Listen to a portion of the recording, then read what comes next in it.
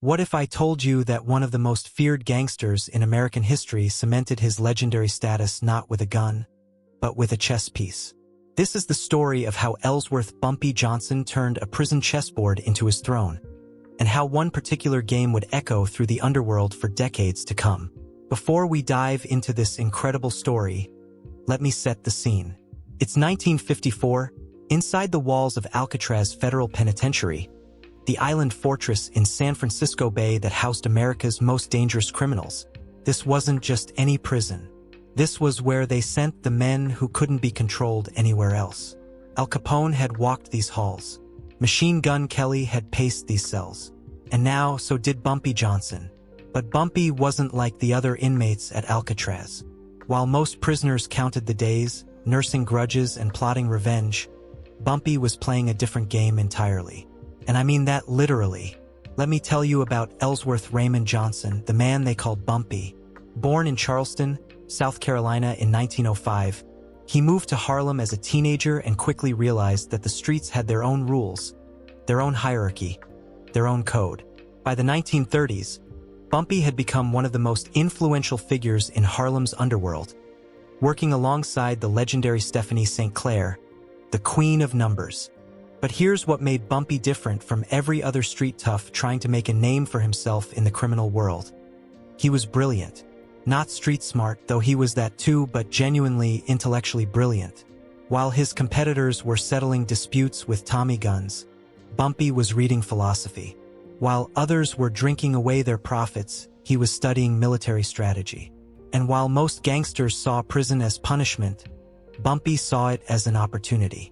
Now, let's talk about why Bumpy ended up in Alcatraz in the first place. In 1951, he was convicted on drug conspiracy charges and sentenced to 15 years. But instead of breaking him, instead of crushing his spirit the way Alcatraz was designed to do, this incarceration became the stage for some of the most fascinating psychological warfare ever witnessed behind bars. The thing about Alcatraz was that it stripped away everything. Your money meant nothing. Your reputation on the streets? Irrelevant. Your connections, your muscle, your territory. All of it evaporated the moment those iron doors clanged shut behind you. In Alcatraz, you were reduced to your essence. And for Bumpy Johnson, that essence was pure, calculated intelligence. Chess had always been more than a game to Bumpy. He'd learned it as a young man in Harlem, and he'd immediately recognized it for what it truly was. A perfect simulation of the strategic thinking required to survive in his world. Every piece on the board represented a different type of power. The pawns were your foot soldiers, expendable but essential. The knights were your enforcers, moving in unexpected ways. The bishops were your connections, operating along established lines of influence. The rooks were your strongholds, your reliable sources of income and power. The queen was your most versatile weapon. And the king? The king was you, not the most powerful piece, but the one that determined victory or defeat. In Alcatraz, the recreation room became Bumpy's domain. There was a small area where inmates could play checkers, dominoes, and chess during their limited free time. Most prisoners used these games to pass time, to forget where they were for a few precious minutes. But not Bumpy. For him, every game was a statement. Every victory was a reminder that bars and concrete couldn't cage his mind. Word spread quickly through the prison. Bumpy Johnson couldn't be beaten at chess. Inmates would line up for the chance to play him, partly to test themselves against his reputation, partly because watching Bumpy play was like watching a masterclass in strategy. He didn't just win, he dominated. He would call out his moves several turns in advance, explaining exactly how he would corner your king before he even began the sequence. It was psychological warfare at its finest. The guards noticed, of course. How could they not? In a place designed to break men, here was someone who seemed to be thriving. Some guards resented it. Others grudgingly respected it. But all of them recognized that Bumpy Johnson had found a way to maintain his power in a place specifically designed to render all men powerless. Now, here's where our story takes a fascinating turn. Among the guards at Alcatraz was a man I'll call Officer Mitchell. Not his real name, because the details of this story have been passed down through prison lore and family histories, and some names have been lost or changed to protect identities. But Officer Mitchell was real, and he was different from the other guards. Mitchell was educated. He'd served in World War II, where he'd been an officer accustomed to command and strategy. He was smart, calculating, and he prided himself on his intellect. He'd been playing chess since childhood, had competed in tournaments, and considered himself an expert player. Unlike many of the guards who saw the inmates as animals to be controlled, Mitchell saw them as opponents in an ongoing psychological game. And Bumpy Johnson's chess dominance bothered him deeply. You have to understand the dynamic here. In Alcatraz, there was an unspoken battle constantly being waged between guards and inmates. The administration wanted absolute control, absolute submission. But prisoners like Bumpy found ways to maintain their dignity, their sense of self. And nothing threatened the established order quite like a prisoner who seemed untouchable in some realm, even if that realm was just 64 squares on a chessboard. For weeks, Mitchell watched Bumpy play. He studied his style, his opening moves, his strategies. He saw how Bumpy would sacrifice pieces seemingly recklessly, only to spring traps 10 moves later. He noticed how Bumpy read his opponents, adapting his style to exploit their specific weaknesses. And Mitchell became convinced that he could beat him. The challenge came in the spring of 1955. Mitchell approached Bumpy during recreation time, and the conversation, as it's been recounted, went something like this: "Johnson, I hear you fancy yourself quite the chess player." Bumpy looked up from the game he was playing, his expression neutral. "I play. How about a game? You and me." The recreation room went quiet. This wasn't how things worked. Guards didn't play games with inmates. The separation was absolute, sacred, even. But Mitchell had clearance from the warden. He'd positioned it as a way to humble Johnson, to put him in his place and remind him that he was still just a prisoner. Bumpy smiled, that famous Bumpy Johnson smile that people said could chill your blood or warm your heart, depending on which side of it you were on. "I'd be honored, Officer Mitchell." They set a date for the following week. In that time, the news spread through Alcatraz like wildfire. A guard was going to play Bumpy Johnson in chess. The entire social order of the prison seemed to hold its breath. Inmates whispered about it during meals, during work detail, during the rare moments when they could exchange words. This was bigger than just a game. This was a proxy war for dignity, for respect, for the eternal question of who really held power in this place. Mitchell prepared like he was going to war. He stayed up late studying chess theory, reviewing famous games, practicing against himself. He knew Bumpy would come at him with everything, and he was determined to be ready. Bumpy, on the other hand, seemed completely relaxed.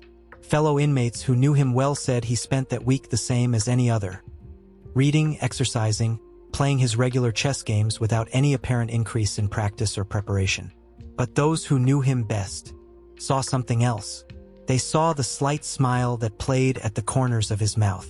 They saw the way his eyes would unfocus sometimes, as if he were watching a game play out in his mind. Bumpy Johnson was preparing, all right, but he was doing it the way a grandmaster does, in the infinite space of possibility that exists between his ears. The day of the game arrived. The warden gave special permission for it to take place in the recreation room during an extended recreation period, so more inmates could witness it. This was unprecedented. But the warden was confident.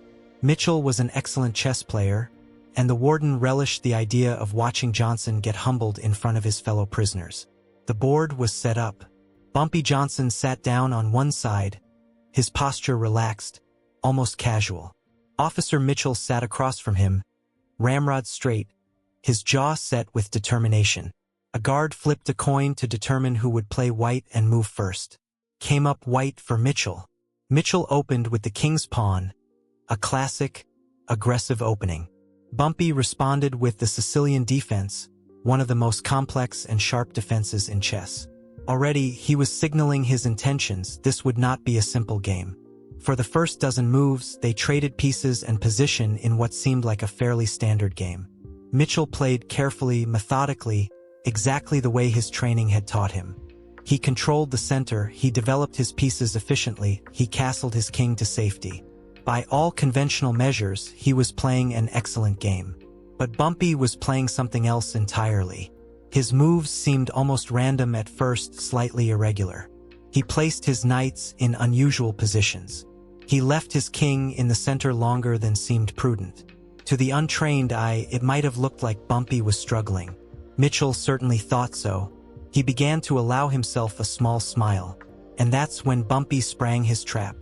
On move 17, Bumpy sacrificed his queen. The recreation room gasped. In chess, the queen is your most powerful piece. Sacrificing it is almost always a death sentence unless you have an absolutely ironclad follow-up. Mitchell stared at the board, convinced it was a blunder, a mistake. He took the queen, his confidence soaring. Bumpy's next move was with his bishop, then his knight, then his rook, and suddenly Mitchell's king had nowhere to go. Every escape square was covered. Every defensive piece was pinned or blocked. In the span of 5 moves, Bumpy had transformed what looked like a losing position into an absolutely unstoppable checkmate sequence. Mitchell saw it. His face went pale as he calculated forward, looking for any out, any escape, any way to avoid the inevitable. There was none. The checkmate was coming in 3 more moves, and there was absolutely nothing he could do to stop it. The inmates watching knew it too. A murmur rippled through the crowd, then grew to an excited buzz. Bumpy had done it again, but this time it was different. This time it wasn't just another inmate he'd defeated. This was a guard, a representative of the entire system that kept them locked up. And Bumpy had made it look easy. Mitchell made his next move, a desperate attempt to delay the inevitable. Bumpy responded instantly, without hesitation. The position was now completely hopeless. "Checkmate in 2, Bumpy said quietly, his voice carrying clearly through the now silent recreation room. Mitchell studied the board for a long moment. His training told him not to resign, to make his opponent prove the checkmate. But his intelligence told him there was no point. The game was over. It had been over the moment Bumpy sacrificed his queen. Maybe it had been over from the very beginning. "I resign," Mitchell said, his voice barely above a whisper. Bumpy extended his hand across the board. This too was unprecedented. Inmates didn't shake hands with guards. But this moment transcended the normal rules. Mitchell looked at the hand for a moment, then took it. The handshake was brief, professional, the acknowledgement of one competitor to another. "Good game," Bumpy said. "You played the opening perfectly. Textbook." There was no mockery in his voice, no gloating. If anything, there was respect. And that somehow made the defeat even more absolute. Bumpy Johnson had beaten Officer Mitchell not just at chess, but at the entire power game they'd both been playing. He'd done it without breaking any rules, without disrespecting anyone, without giving the administration any reason to punish him. He'd simply been better, and he'd proven it in a way that couldn't be denied or dismissed. The aftermath of that game rippled through Alcatraz in ways that are still discussed by criminologists and prison historians today. Mitchell requested a transfer to a different facility shortly afterward. The warden stopped allowing guards to engage with inmates in any kind of competitive activity. And Bumpy Johnson's legend grew to mythical proportions. But here's what's truly fascinating about this story, and why it matters beyond just being an interesting anecdote about a chess game in prison. This game represented everything that Bumpy Johnson stood for, everything that made him different from other criminals of his era. Think about it. Bumpy could have showboated. He could have humiliated Mitchell, turned it into a spectacle, used it to mock authority and rally the other inmates into some kind of resistance. That's what most gangsters would have done, because most gangsters are ruled by ego. But Bumpy was ruled by something else, strategic intelligence. By showing respect in victory, by treating Mitchell as a worthy opponent rather than as an enemy to be crushed, Bumpy actually increased his power rather than diminishing it. He showed the other inmates that real power doesn't need to be loud or aggressive. He showed the guards that he was someone to be taken seriously, not as a threat to be suppressed, but as an intellect to be acknowledged. And he showed the administration that they could lock up his body, but his mind remained free. The lessons from that chess game went far beyond the board. When Bumpy was eventually released from Alcatraz in 1963, he returned to Harlem and became even more influential than before. He mentored young criminals, including a young Frank Lucas, teaching them that the game was about more than just violence and intimidation. It was about strategy, about thinking 3 moves ahead, about understanding that real power comes from being smarter than your opponents. The irony is that chess, a game invented thousands of years ago to simulate warfare and strategy, became the perfect teacher for a man who lived in a world of constant conflict. Every principle that makes someone good at chess applies to the kind of strategic thinking required to survive and thrive in the criminal underworld or in prison. Think about the queen's sacrifice that won Bumpy the game against Mitchell. In chess, this is called a Greek gift sacrifice, and it's one of the most beautiful tactical motifs in the game. You give up your most powerful piece to expose your opponent's king and deliver checkmate. But the sacrifice only works if you've calculated everything perfectly. Miss one defensive resource, miscalculate by even a single move, and you've just handed your opponent the game. This is exactly how Bumpy lived his life. He took calculated risks that seemed insane to outsiders but were actually perfectly measured. He knew when to fight and when to negotiate.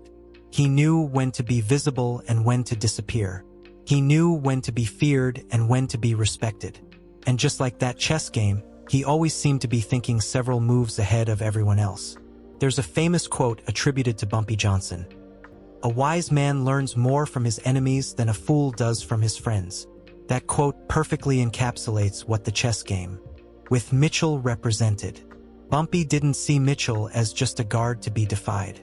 He saw him as an opponent to be studied, understood, and ultimately defeated in a way that both men could walk away from with their dignity intact. You know what else is interesting? The fact that this story has survived at all. Alcatraz closed in 1963, the same year Bumpy was released. Most of the guards are dead now. Most of the inmates are dead. And yet, the story of Bumpy Johnson's chess game against the guard has been passed down through generations, told and retold in Harlem, in prisons across America, in books and movies and documentaries about the era. Why? Because it represents something universal. It's a story about how intelligence can be more powerful than physical force. It's a story about maintaining dignity in circumstances designed to strip it away. It's a story about the difference between being tough and being smart, and why being smart is almost always the better choice. When we think about gangsters and criminals from the mid-20th century, we usually think about violence, about spectacular crimes, about bloody gang wars and police shootouts. The era of Bumpy Johnson, of the Italian mob families, of the numbers runners and bootleggers, it's usually portrayed as a time of chaos and brutality. But Bumpy Johnson's story, and specifically this chess game, reminds us that the most successful criminals weren't the most violent ones. They were the most intelligent ones. They were the ones who understood that the real game was psychological, strategic, long-term. They were the ones who could see the board while everyone else was just looking at the pieces. After Bumpy was released from Alcatraz, he lived another 5 years, dying in 1968. In those final years, he became something of an elder statesman in Harlem, someone that young criminals came to for advice, someone that legitimate businesspeople quietly consulted when they had problems. He'd transcended his origins, as a street enforcer to become something rarer and more valuable, a strategic thinker, a problem solver, someone who could see solutions that others missed. And it all connected back to that chessboard, to those countless games in prison, to that one legendary match against Officer Mitchell. Because every time Bumpy sat down at a chessboard, he was practicing. He was honing the skills that would keep him alive and successful in a world where most men like him ended up dead or permanently imprisoned.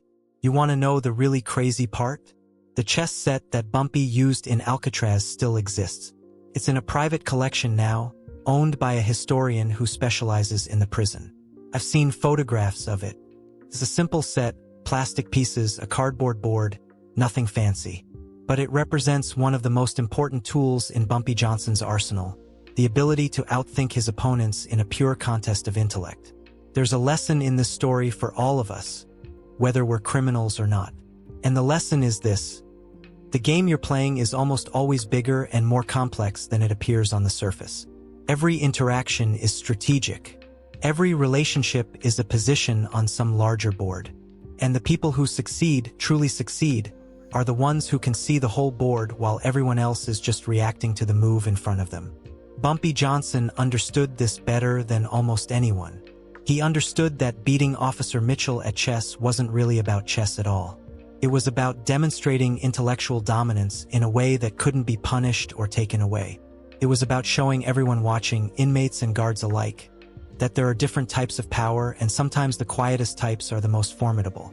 So when you hear stories about Bumpy Johnson, about his control of the Harlem numbers racket, about his partnerships with the Italian mob, about his mentorship of Frank Lucas, about his legendary status in the criminal underworld, remember that all of it traces back to moments like that chess game.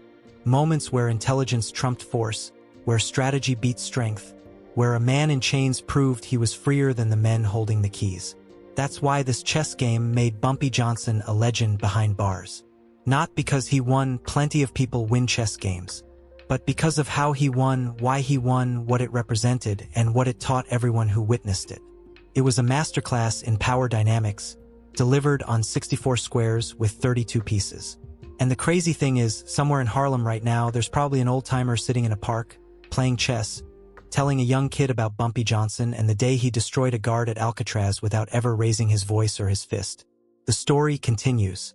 The legend lives on, because some victories transcend their moment and become something eternal. That's the power of being a true strategist. That's the legacy of Ellsworth Bumpy Johnson. And that's why one chess game in a prison recreation room in 1955 still matters today, decades after everyone involved has turned to dust. The pieces have been put away. The board has been folded up. But the game never really ends.